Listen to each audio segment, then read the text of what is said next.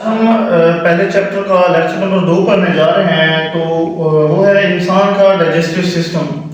तो इंसान के जो डाइजेस्टिव सिस्टम है दो चीज़ों पर मुश्तमिल होता है। उसमें पहली चीज़ जो है क्या है, एक लंबी नाली होती है और उसके साथ कुछ मददगार अज़ा शामिल होते हैं। तो जो लंबी नाली है उस लंबी नाली को क्या कहते हैं, एलिमेंट्री कैनाल कहते हैं। और जो मददगार अज़ा है वो कौन से हैं, इसमें सलाइवरी ग्लैंड भी डाइजेशन में मदद करते हैं, जिगर भी, और उसके साथ रबलवा यानी कि पैंक्रियाज भी क्या करता है, उसके डाइजेशन में हेल्प करता है। तो एलिमेंट्री कैनाल कौन सी नाली है? एलिमेंट्री कैनाल वो नाली है जो मुंह से शुरू होती है और मुंह से शुरू होकर एनस तक जाती है।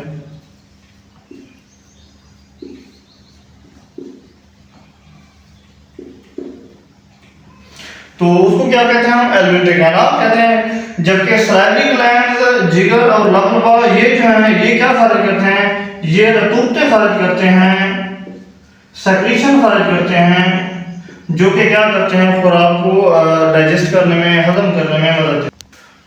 तो इंसान के डाइजेस्टिव सिस्टम का जो सबसे पहला हिस्सा है वो क्या है, ओरल कैविटी। तो ओरल कैविटी कौन सी जगह है? ओरल कैविटी मुंह के पीछे की जगह को क्या कहते हैं, ओरल कैविटी कहते हैं। और ओरल कैविटी में मुंह के पीछे जगह में क्या आ जाते हैं, ज़ुबान आ जाती है, उसके साथ दांत आ जाते हैं। तो ये किस तरह से खून जो किस तरह से छोड़ जाएंगे नहीं। तो डाइजेस्टिव सिस्टम का सबसे पहला जो पार्ट है वो क्या है, ओरल कैविटी है।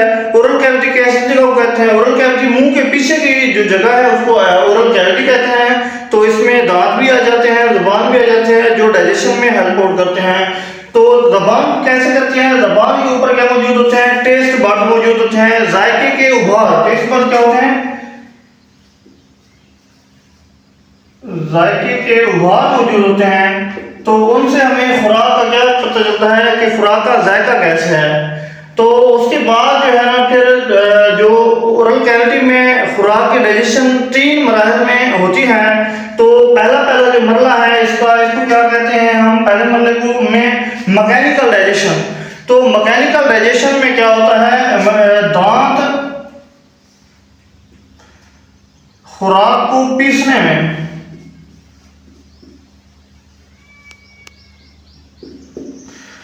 तो ये खुराक को जो हम एक निवाला लेते हैं तो एक ठोस शक्ल में निवाला होता है। तो ठोस निवाले को क्या करते हैं, दांत पीस कर उसको छोटे छोटे टुकड़ों में चबाते हैं, दांत तब्दील कर देते हैं। तो चबाने में इनको कौन हेल्प करता है? तो ये जो जबान है, जबान उस खुराक के टुकड़ों को दांतों के बीच में लाती है। तो जबान का काम क्या होता है, खुराक को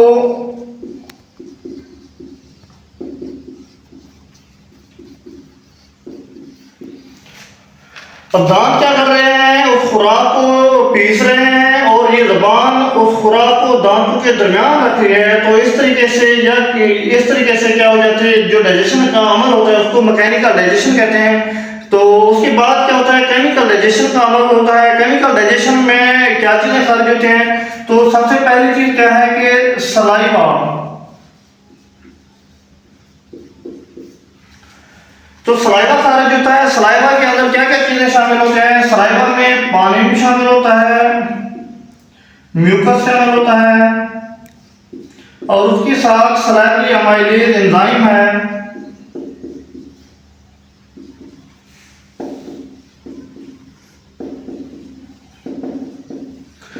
ये जो सलाइवा है ये पानी पर, म्यूकस पर और सलाइवरी अमाइलेज एंजाइम पर मुश्तमिल होता है।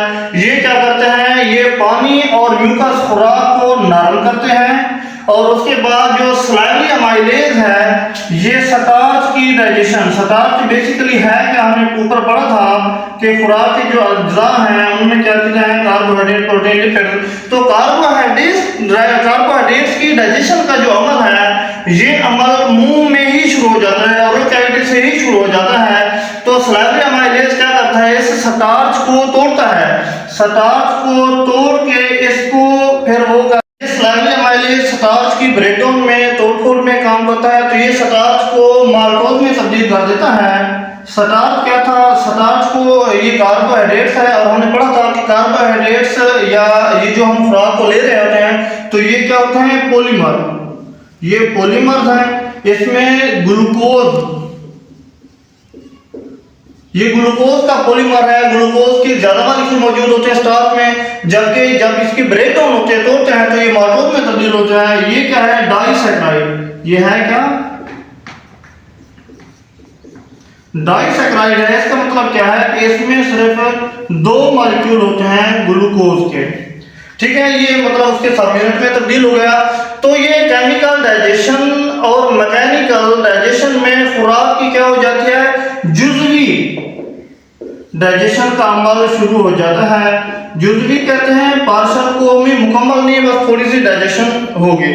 उसके बाद का जो मरला है वो है निगलने का। ये तीसरा मरला कौन सा था, ये दूसरा था, निगलने का अमल। तो जब इसकी पार्शल डाइजेशन हो गई, मैकेनिकल डाइजेशन और केमिकल डाइजेशन के बाद जो एक छोटा सा खुराक का जो बनता है तो उसको कहते हैं बोलस।